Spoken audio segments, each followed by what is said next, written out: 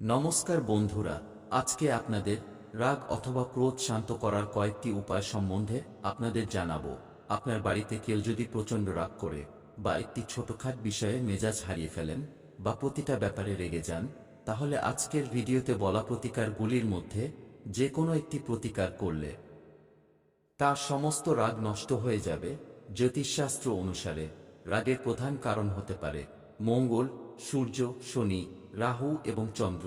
সূর্য, চন্দ্র ও মঙ্গল যদি কোনো ব্যক্তির কুণ্ডলিতে একে অপরের সাথে কোনো সম্পর্ক তৈরি করে, তাহলে সেই ব্যক্তি প্রত্যাশার থেকে বেশি রেগে যান।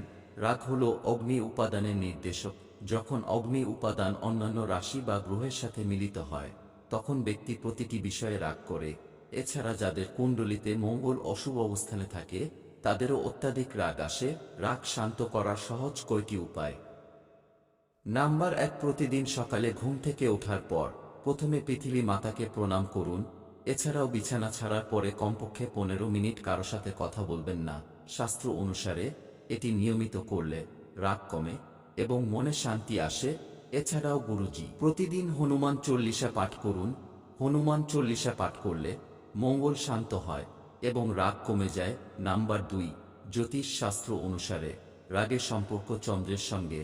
জন্মকুণ্ডলিতে চন্দ্র দুর্বল হলে বা চন্দ্রের দোষ থাকলে মানুষ খিটখিটে হয়ে যায়। এই ধরনের ব্যক্তি সমস্ত বিষয়ে রাগ করে।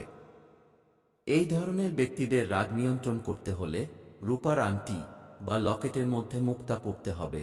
এছাড়াও সোমবার রাতে কিছুক্ষণ চাঁদের দিকে তাকিয়ে থাকলেও রাগ ধীরে ধীরে কমে যায়।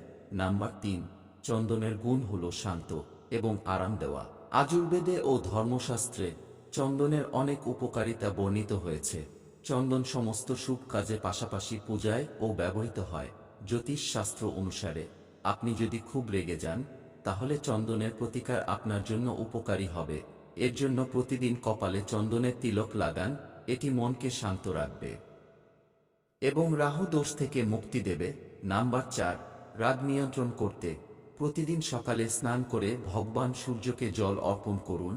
একই সঙ্গে মহাদেবের পূজা করতে হবে। এই প্রতিকার মনকে শান্ত রাখে এবং রাগ নিয়ন্ত্রণের আসে।